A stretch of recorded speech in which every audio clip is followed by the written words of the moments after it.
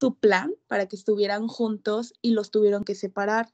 A uno lo ataron a los pies de la tierra, que se podría decir que era el cielo, y al otro al mar.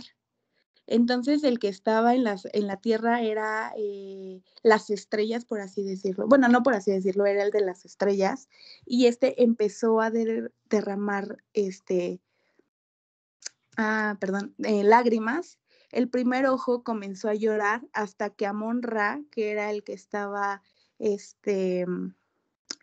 era padre de uno de los dioses, vaya, que se habían juntado, puso ese ojo en su frente, creando que así al sol, de las lágrimas de aquel ojo que cayeron a la tierra, nacieron los primeros hombres.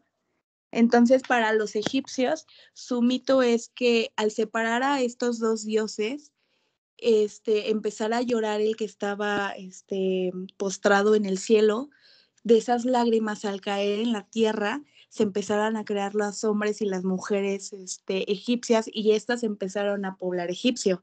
Ya de ahí se empezó todo el desarrollo, empezaron a poner su línea del tiempo, su vida en sus paredes con dibujos, etcétera, y ya. Muy bien. Vamos con los compañeros que les tocó investigar el origen del hombre, la cultura hindú. Adelante. Hola, buenas tardes. La palabra hindú proviene del idioma en la que los hombres o así se comunicaban por la parte en que mencionaban el río Sindhu. Su participación más antigua conocida data en el tiempo de Darío I, bajo la forma de Inshu, mencionada como la inscripción en Véstico a principios del siglo XI. De igual manera, en la mitología hinduista, Manu es el primer nombre del primer ser humano, el primer rey que reinó sobre la tierra y que fue salvado del diluvio universal. Es llamado Vivaswata porque su padre fue Vivaswat, el dios del sol, Vivaswan o Surya. Su madre fue Saranyu, también llamado Sativrata.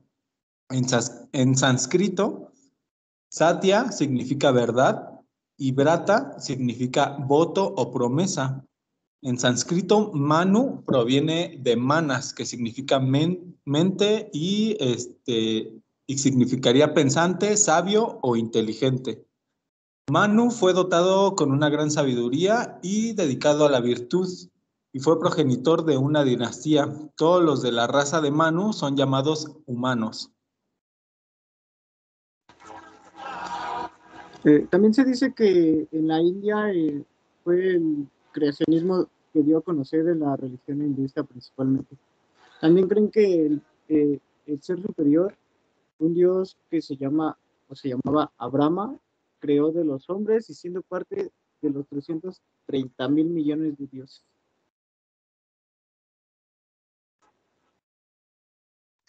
La cultura hindú viene de...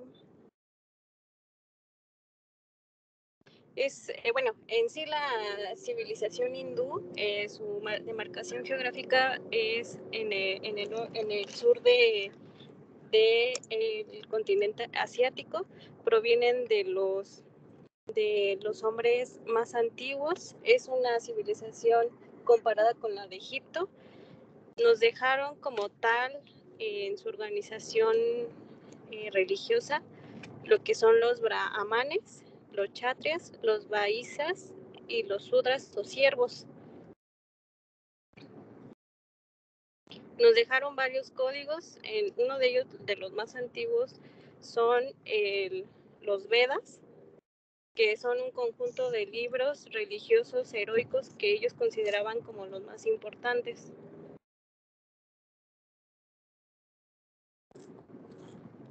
En la cultura hindú, según el origen del hombre, de la escuela Karvava, el hombre es el resultado de la actividad creativa del Atman, el hombre era producto de 4 elementos, según esta filosofía, que era de materiales del aire, como el aire, el fuego, la tierra y el agua, y cuando se juntan estas varias partículas de estos elementos surge la vida y la conciencia, y ya la religión existe en un contexto interno y externo. En el contexto interno, pues, regula la naturaleza interna psicológica del hombre. En el externo es Dios quien gobierna el mundo físico exterior, como por ejemplo el Krishna, que así es. Ok, muchas gracias. Vayan identificando las similitudes y las diferencias dentro de las explicaciones que nos han dado los compañeros. Vamos ahora con los compañeros que les tocó la parte del origen del hombre, pero en la cultura azteca, para ver si hay alguna similitud a pesar de la distancia o qué versión ellos manejan. Adelante.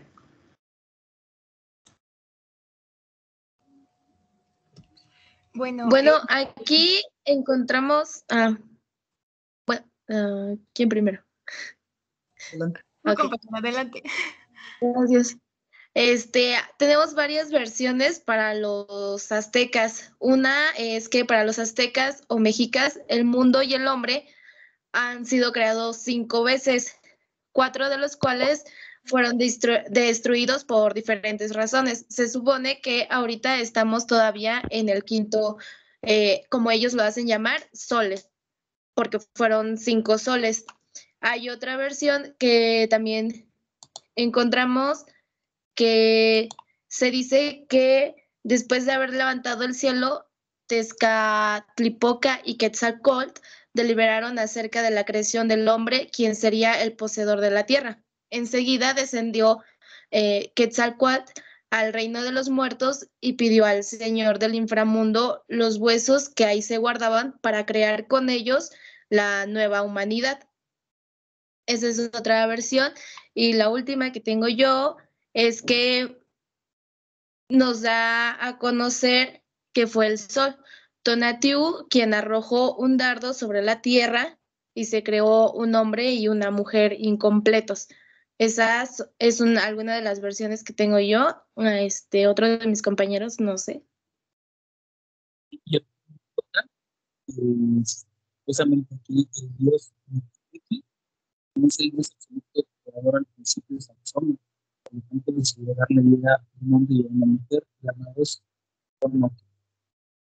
Tonatiuh y Otanasiwa. Así que la unión de esta pareja crearon 4 hijos, llamados Poca rojo y Poca negro,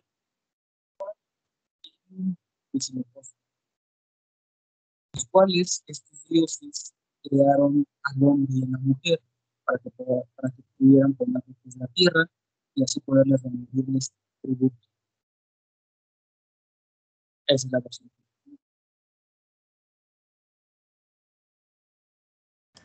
¿Algo más?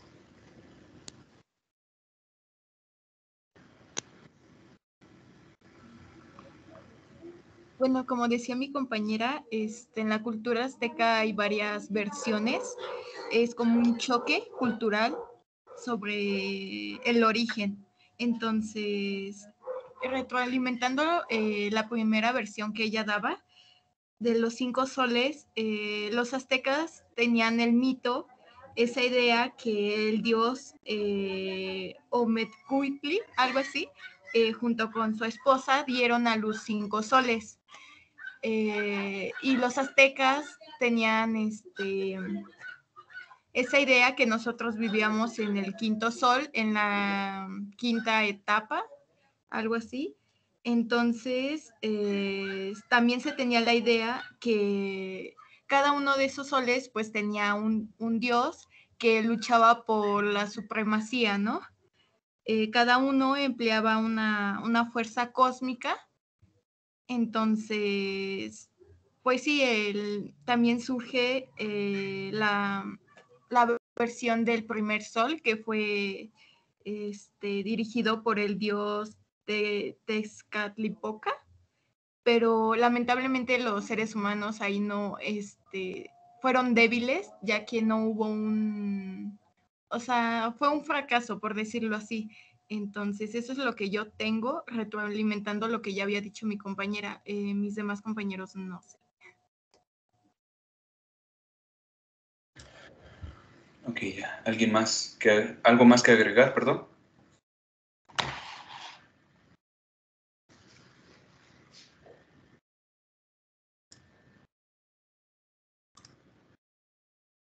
¿Se visualiza la presentación? Sí. Sí. Okay. Podemos darnos cuenta que en todas las versiones nunca nos presentan al hombre que se dé la subsistencia, vaya. Es decir, que él pueda sostener su propia vida, su propia creación, su propio surgimiento. Hay un agente externo, Dios, que le comparte parte de su naturaleza también. Hay varias versiones colocan esta parte. Les colocan algo de sí para destacarlos entre la creación o entre los seres de la creación. ¿Por qué no les dejé a algún grupo la cuestión hebraica o el origen del hombre en los hebreos? Porque creo que dentro de lo que acabamos de mencionar coincide, ¿no? Dentro del mito de la creación, cuando mencionan el caos, la oscuridad, el tipo de conjugación de contrarios, luz, oscuridad, cielo, tierra, etcétera, y posteriormente colocaron algo peculiar o que podemos observar en las distintas versiones, que la fragilidad del hombre, cómo constituyen los dioses al hombre como un ser frágil, pero distintivo dentro de la creación. No sé si notaron esas similitudes y esas diferencias dentro de las distintas versiones. Casualmente, adelante Alonso.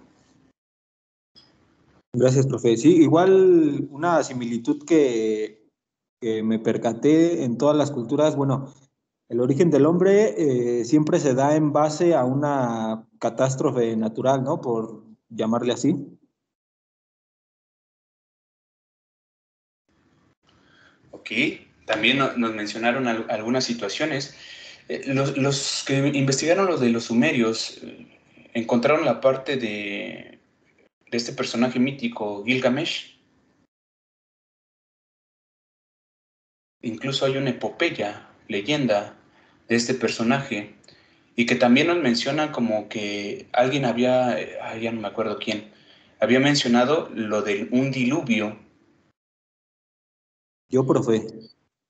De un diluvio, y también lo vemos en los relatos o en las aventuras que tiene este personaje mítico de Gilgamesh, donde también hay un dios que le da la encomienda a un ser humano, a un mortal, de construir una arca de madera. Incluso lo instruye, le infunde la información para que la construya. Esto lo podemos equiparar a la cuestión de Noé en la Biblia. Entonces, ¿se acuerdan que hace ratito les mencionaba que todas estas civilizaciones que prácticamente están relacionadas tratan de dar una versión con datos similares? Y a diferencia del relato que nos estaba mencionando los compañeros de la cultura azteca, otra visión. ¿Qué podemos coincidir? Que en todas esas culturas son los predilectos. Cada cultura y cada una de sus versiones son predilectos por los dioses, ¿cierto o no? Sí. Sí. Cierto. Sí. Su origen, al final, ¿dónde lo encuentran? En un ser trascendental.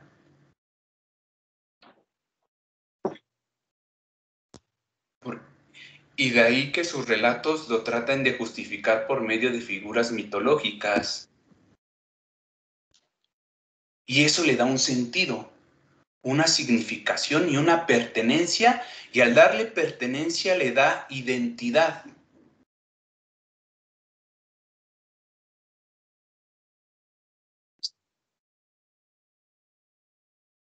¿A quién le gusta que le llamen por un apodo? De los que estamos aquí presentes. A nadie. A mí. A mí no. Okay. A las personas que les gusta que les llamen por su apodo, es que en realidad tienen más identidad con ese apodo que con su nombre. E incluso en la búsqueda del nombre, dan identidad y dan un sentido. Y obviamente tú le encuentras un significado, porque en ese nombre tiene raíz. Y al decir que tiene raíz, tiene pertenencia.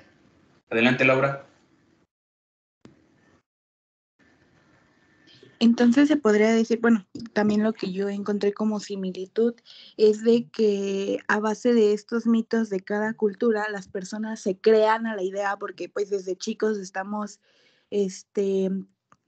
educados, por así decirlo, o se nos meten esas ideas de gracias, por ejemplo, no sé, en mi religión que es católica por mis papás, gracias a Dios, estamos aquí, gracias a, porque Él creó a Adán y a Eva, y gracias a eso, pues estamos aquí, y tienes que, pues a lo mejor como deberle respeto, no sé, rezarle, ir a la iglesia, pedirle, igual con los otros dioses, por ejemplo, gracias a que a mí que me tocó lo egipcio, gracias a Ra, que es el dios del sol, le debemos, entonces tenemos que hacerle una ofrenda o a lo largo de nuestra vida creer en ellos, sean ciertos o no sean ciertos, porque al final de cuentas termina siendo un mito. Aquí voy a destacar algo. ¿Se acuerdan? Recordemos el ejemplo de cuando se va la luz. Nos quedamos en la oscuridad y estamos en la incertidumbre y unos dijeron que tenían miedo. Por eso busco la lámpara, por eso busco la vela para alumbrarme. En último sentido, para tener seguridad.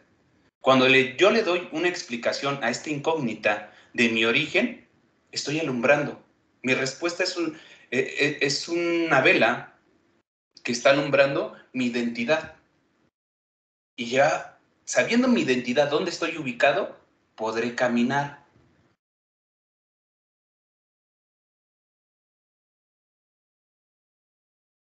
Cada vez que doy este tipo de explicaciones, cada vez que doy esta respuesta, tengo seguridad. Ahora recuerden, la religión es parte del hombre, es del hombre, no es de los dioses. Eso ténganlo muy en cuenta. Cuando vemos filosofía de la religión, va en ese sentido, en cómo el hombre se relaciona con lo trascendental. Y eso sin especificar qué tipo de credo. Tú tienes cercanía, empatía. La religión es propia de los hombres. Tú puedes relacionarte o darle un gran significado trascendental a una roca.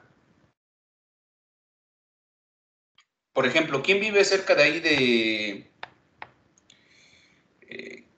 Cáliz, Tlahuacán? ¿Quién ha visto las pirámides de ahí? O de Tecají, aquí por Almoloya. Edgar. Yo las he visto. Pero sí las conozco. Yo las de Cáliz, Tláhuac. Okay. Cuando tú vas y el guía te menciona la historia, cuentan esta versión, que los antepasados se iban trasladando de un lugar al otro, pero llevaban la pertenencia de sus seres queridos. Es decir, en su mochila o en un artefacto llevaban el cráneo, los huesos de sus familiares. Esa cercanía, esa cuestión espiritual, que es parte de lo trascendente, de cómo ellos expresan su religión. Incluso la etimología de la palabra religión es religare, relacionar, cómo yo me relaciono. Obviamente la explicación religiosa es también como esa lámpara, ese sustento que te permite tener una seguridad, tener una identidad y poder caminar. Una lámpara que me guíe, una luz, una vela, en la incertidumbre de la incógnita del misterio del hombre, del misterio de la creación y lo que me depara mi misión como persona, como ser humano o como humanidad o cultura. Pero siempre queremos partir de un origen. ¿De dónde ubicarnos? ¿Cómo pretendes llegar, no sé, al Nevado de Toluca si no sabes si estás en, no sé, en Veracruz, o no sabes dónde estás ubicado? ¿Cómo vas a decir, voy a agarrar este camión, voy a agarrar este transporte, o voy a llegar primero a esta comunidad, etcétera? Primero tienes que ubicarte. Y eso es lo que tratan también de hacer las culturas, cuando se colocan de frente ante el interrogante del origen de sí mismos.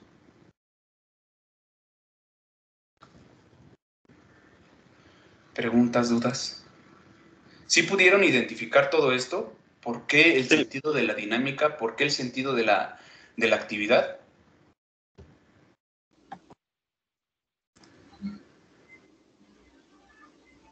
¿Por qué? Porque el hombre quiere entender y explicar. Adelante.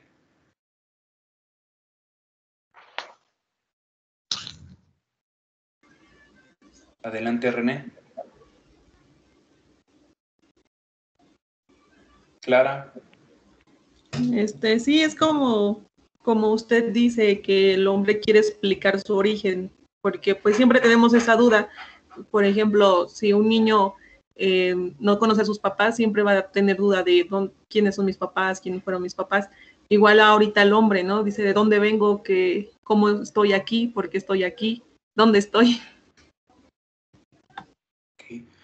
Y esto sin dejar de lado la idea que les colocaba, el deseo de conocer. Esa inclinación por el conocer y por la verdad. Cuando algo me queda claro, lo comparto. ¿Han visto la actitud del niño cuando entiende algo y le está diciendo, mira mamá lo que aprendí en la escuela? Mira mamá, así viene, así surgieron los dinosaurios. No sé si se han topado con esas circunstancias. Con ese ímpetu de decir que ya me quedó claro y lo comparto. Esa alegría. Igual, cuando algo se me queda claro, evidente, lo trato de compartir, de explicar. Y de explicar es manifestarlo descubierto. Y aquí los griegos tienen una palabra muy importante que se confunde mucho con la palabra latina que es veritatis, o que nosotros lo conocemos como verdad.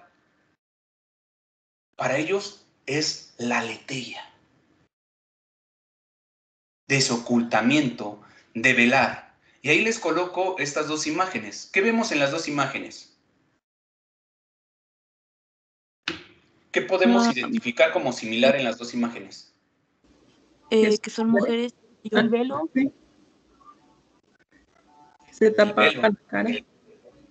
Porque Que una es una figura y otra es un humano. Una figura, una persona. ¿Pero qué tienen esto en coincidencia? En la escultura, ¿qué tiene? ¿Velo? Un velo. En la persona, ¿qué tiene? Un velo. Ok. Se ve claramente la persona, se ve claramente la figura de la... bueno, de la estatua. No. No se ve, pero sabemos que está ahí. No lo vemos la silueta claramente, nada más. pero vemos que está ahí la figura, está ahí la persona. ¿Qué movimiento hace el novio cuando trata de ver el rostro de la novia? Lo desprende. Levanta el velo. ¿Y hacia dónde lo avienta? Hacia atrás. Hacia atrás. Hacia arriba. ¿Y qué pasa? ¿Qué pasa con el velo? Hay que enfocarnos en el velo, no en la novia. Ya sé que se quieren enfocar en la persona, pero no. Quiero en el movimiento y en la cuestión del velo. Cubre otra parte de la persona. Y puede ser que ya no se vea tan claro la parte del cabello, del peinado, como la primera capa del velo. Se hace más confuso. Así es la verdad. No es que no exista la verdad. Existe la verdad, pero como ya vimos las distintas versiones en las distintas culturas, la fragilidad del hombre no soporta esta cuestión de la verdad, la inmensidad de la verdad. Incluso en algunas culturas, la verdad se equipara a lo divino, a Dios. Dios es la verdad. ¿Han escuchado esa definición? Sí. Sí. Y en algunos otros relatos mencionan lo siguiente, y es que tal persona se puso en presencia de Dios y a la hora de ponerse en presencia de Dios, murió. No soportó la inmensidad de la perfección de Dios, la naturaleza de Dios. O Dios del Zeus se tuvo que transformar en cisne para poder copular con tal mujer. Y así nació un semidios. ¿Por qué no lo hizo desde su naturaleza? ¿Por qué? Porque iba a morir la mujer, por su mortalidad, por su fragilidad. ¿A qué voy con esto? La verdad existe, pero el problema está en nosotros, en nuestra naturaleza. No podemos comprender su totalidad por nuestro límite. Está ahí, está como la novia, la podemos intuir, visualizar, pero verla en su totalidad no. Podemos ver parcialidad, y cuando quito un velo, veo algo claro, pero oculto otra cosa. Y ese es el sentido de la verdad para los griegos. Hoy en día nosotros entendemos, incluso la ciencia entiende la verdad, y las ciencias positivas y exactas dicen, yo ya no quiero nada con la verdad, yo quiero certeza. Otros dicen, ves que nadie tiene la verdad. Es una cuestión relativa a las circunstancias. Y eso lo vamos a ir viendo dentro de la filosofía. Para los griegos era que las cosas se te mostraran, que te hablaran, que te dijeran qué son. Para eso necesitas tiempo y contemplar. No contemplar es estar así y a ver, esperar. No, ser paciente, ser observador, enfocar, cuidar, procurar. Pero a veces nosotros como seres humanos nos impacienta. Pongo un ejemplo. Un niño, cuando es 6 de enero, ¿cómo está el 5 de enero, la noche del 5 de enero? Bien despierto. Impaciente. Emocionado. Ansioso. Y no, hasta los papás dicen, ya duérmete, porque si no, no van a llegar. Pero ellos quieren ya. Y así también el ser está humano... insistente, ¿no? ¿Perdón, Laura? También está insistente para, bueno, a mí me pasaba que yo estaba insistente para saber si eran reales o no. ¿Y qué pasa?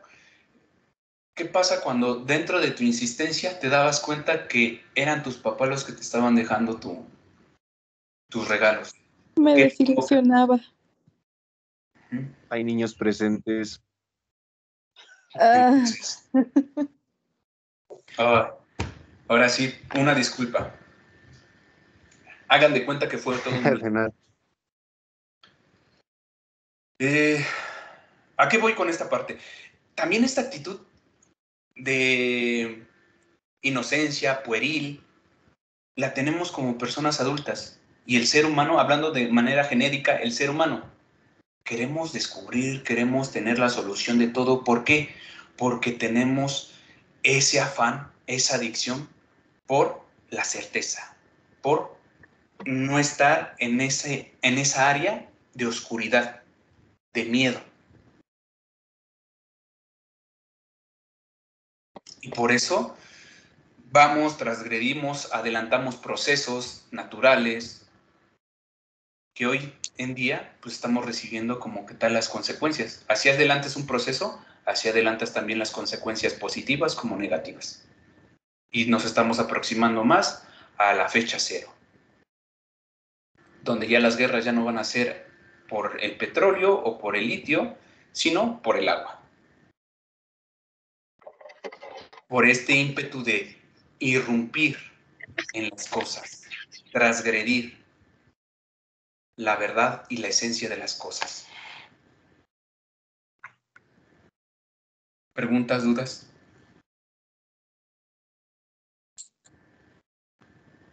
No, profe. No, todo bien. Todo bien, profe. ¿Cómo van con tu café? Ya voy como por la cuarta taza. La cuarta taza, muy bien. Más alterado que nunca. El comienzo de la filosofía las podemos encontrar dentro de la cuestión o del área geográfica de los Balcanes. Ahora bien, en el siglo VI y VII a.C., la ubicamos en las ciudades helenísticas de Asia Menor. A partir del siglo V a.C. se desarrolla la Grecia continental. ¿Cómo surge la filosofía? Ante el ocio. Recuerden que las ciudades o las polis griegas estaban en constante lucha. Los griegos contra los atenienses, etc. Y los hombres se dedicaban a prepararse para combatir. Pero cuando llega el momento de tranquilidad, de paz, y decir, ¿saben qué? Ya no va a haber guerras. Pues no saben qué hacer. Y viene el ocio. ¿Qué pasó cuando nos dicen, ¿saben qué? Van a tener que aislarse y estar en cuarentena en la pandemia?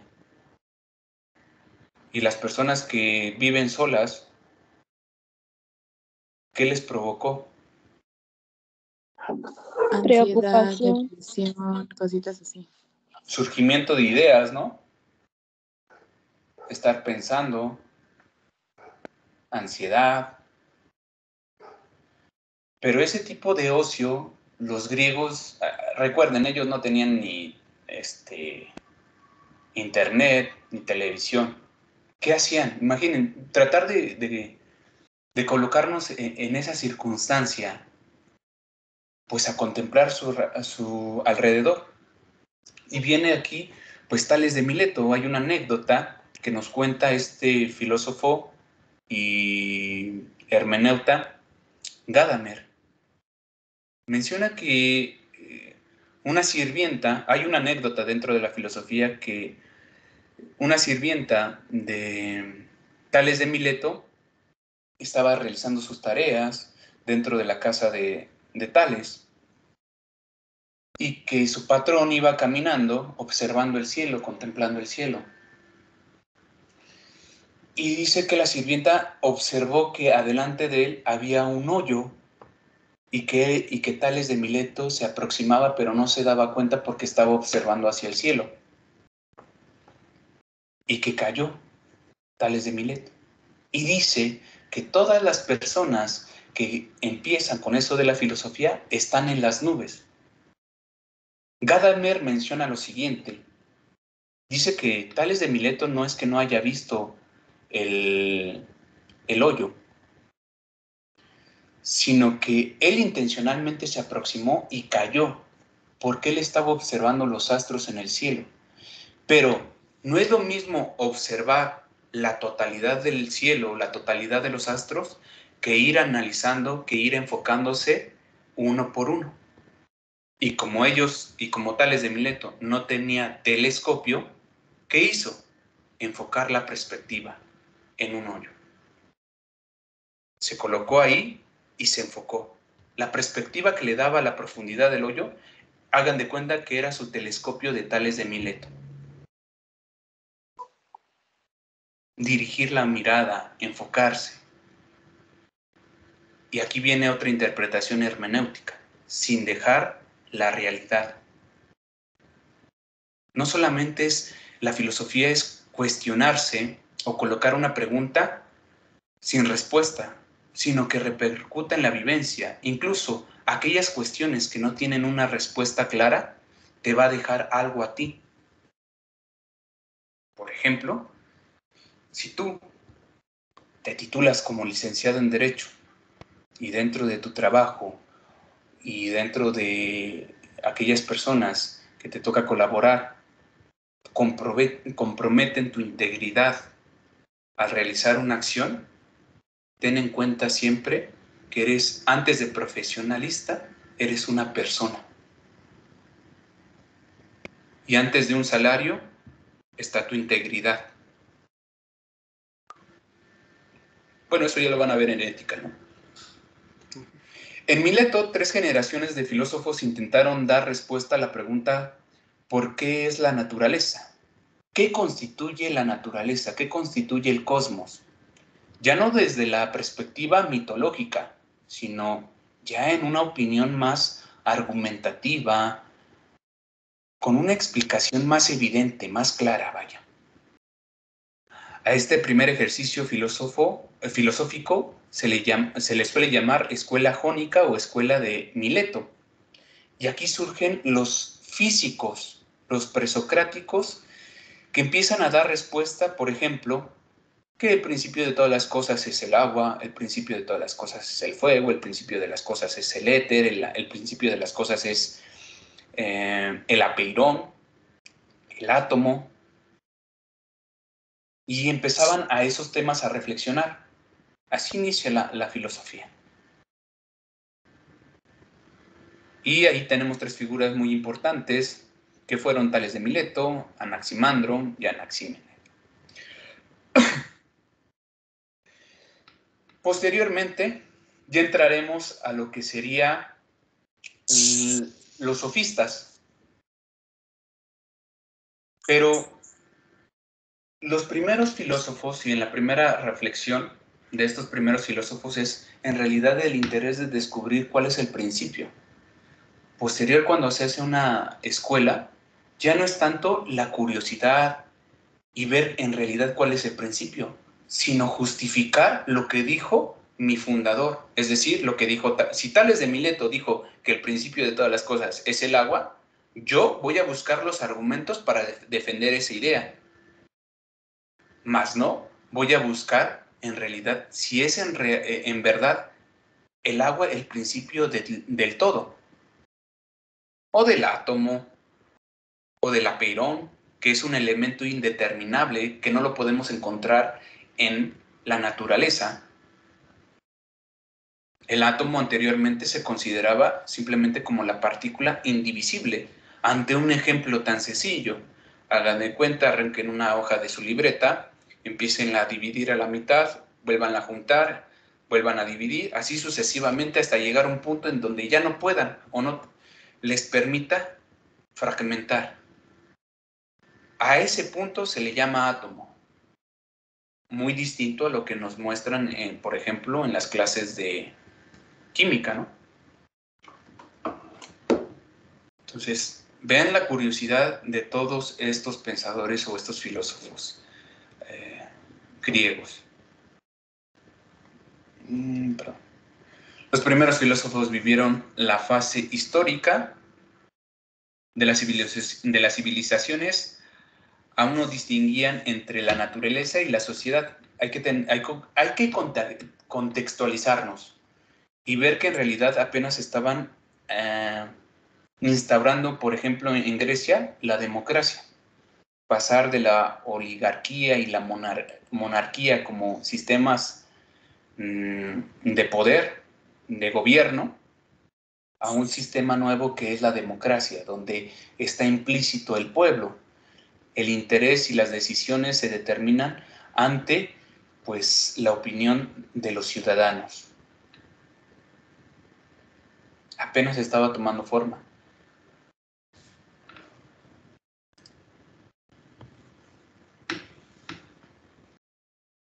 Aquí viene otra parte. El tránsito de poder brincar de la cuestión mitológica, poética, a una explicación argumentativa, como lo menciona Platón, que es la episteme, y dejar la doxa, es decir, la opinión popular,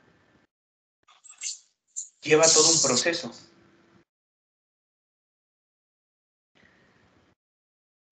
¿Qué religión eran los griegos? ¿Qué religión practicaban los griegos? ¿Alguien sabe?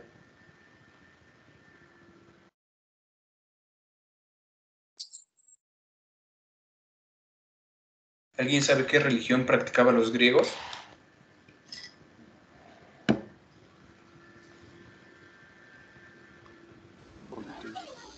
¿Aún están ahí? ¿Era politeísta? ¿Politeísta? Politeísta. ¿Y quién me dice quiénes son los órficos?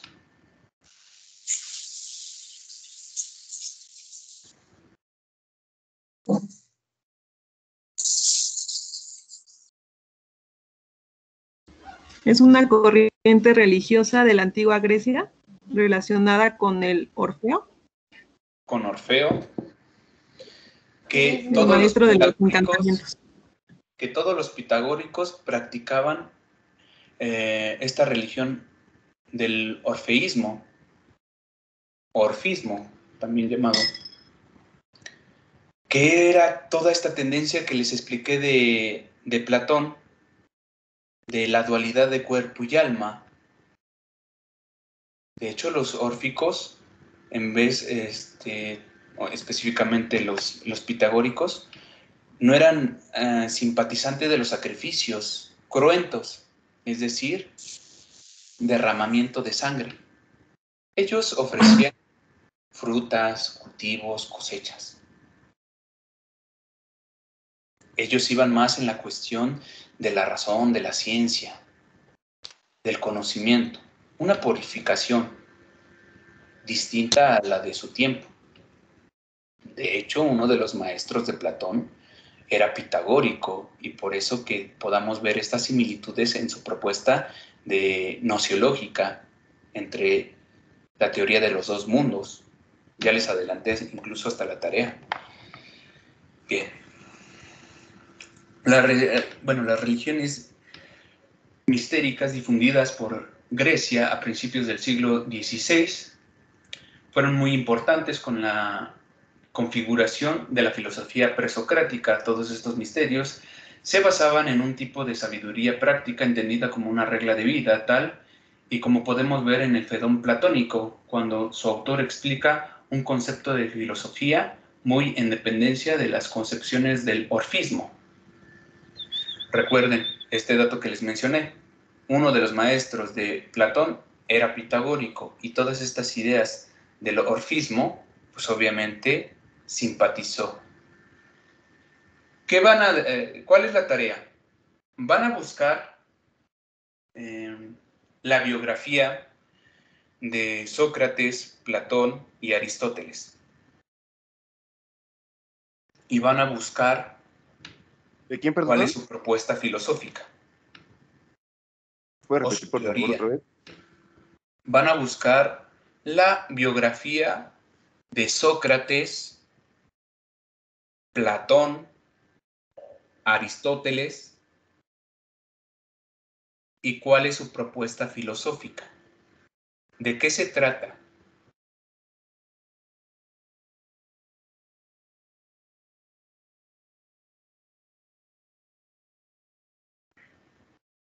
¿Listo?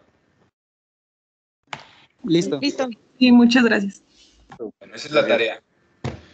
Es la 1:30, como lo establecimos, pues hasta aquí llegaría la clase. ¿Alguna duda, pregunta? Ninguna La tarea- por ahora. No, ninguna, profe. ¿Para cuándo es la tarea? Para la próxima sesión. En el caso que todavía no se habilite para todos las plataformas, tanto de Teams como de Moodle,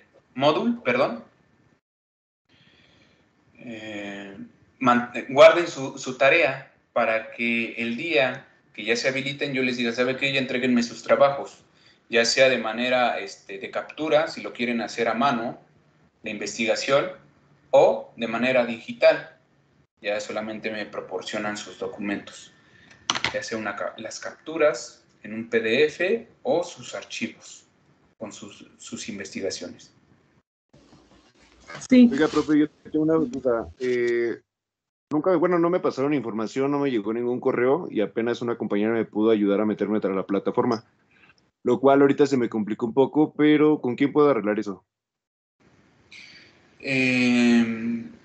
Con área administrativa.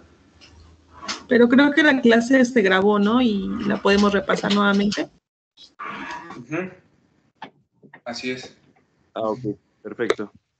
Gracias. Sí, muchas gracias. Bueno, pues que tengan excelente tarde, cuídense y nos vemos la próxima sesión. Hasta luego. Gracias, hasta luego. Gracias, Gracias, bonita tarde. Hasta luego. Hasta luego. Cuídense. Gracias, hasta luego, bye. Hasta luego. Gracias, hasta luego. Hasta luego.